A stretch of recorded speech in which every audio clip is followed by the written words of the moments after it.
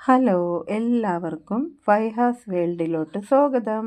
ഈ മഴക്കാലത്ത് നന്നായിട്ട് ഫ്രൂട്ട് തരുന്ന ഒരു പഴച്ചെടിയാണ് ഡ്രാഗൺ ഫ്രൂട്ട്.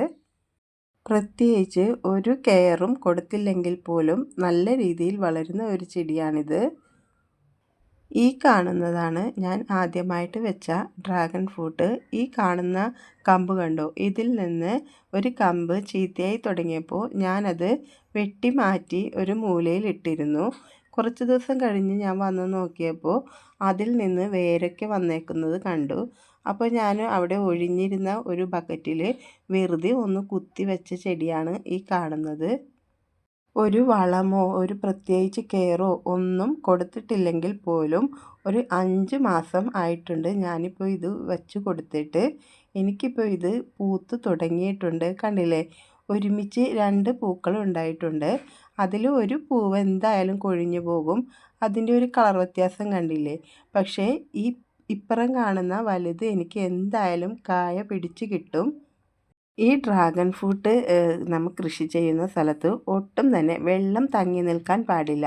ഇതുപോലെ ചട്ടിയിലാണെങ്കിൽ ചട്ടിയിൽ ആവശ്യത്തിന് ഹോള് ഉണ്ടായിരിക്കണം. ഒട്ടും വെള്ളം തങ്ങി നിൽക്കാൻ പാടില്ല. ആ ഒരു കാര്യം മാത്രം ഈ ഒരു ചെടിക്ക് നമ്മൾ ശ്രദ്ധിച്ചാൽ മതിയാവും. ഞാൻ ഇതുവരെ ഇതിന് വളമൊന്നും കൊടുത്തിട്ടില്ല. ഇനി എന്തെങ്കിലും ചാണകപ്പൊടിയോ കമ്പോസ്റ്റോ ഇട്ട് കൊടുക്കണം.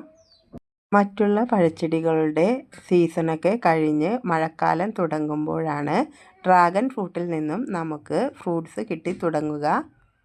ഈ കാണുന്ന ചെടികളിലൊക്കെ എനിക്കിപ്പോൾ 2ാം തവണയാണ് കായ പിടിച്ച് കിട്ടുന്നത്. അത്യാവശ്യം നല്ല രീതിയിൽ തന്നെ ഈ ഡ്രാഗൺ ഫ്രൂട്ടിൽ കായ പിടിച്ച് കിട്ടും കേട്ടോ. ഇതിൻ്റെ പൂക്കൾ വിരിഞ്ഞ് കറക്റ്റ് 30 ദിവസം ആവുമ്പോൾ തന്നെ കായ പാകമായി കഴിക്കാനുള്ള പാകമായി കിട്ടും. ഞാൻ എല്ലാം തന്നെ ഇതുപോലെ ചെറിയ പ്ലാസ്റ്റിക്കിൻ്റെ ബക്കറ്റിലാണ് നട്ട് വളർത്തുന്നത്. നന്നായിട്ട് ഹോള് വേണം എന്ന് മാത്രമേ ഉള്ളൂ. അപ്പോൾ ഇന്നത്തെ വീഡിയോ ഇത്രയേ ഉള്ളൂ. Okay, thank you.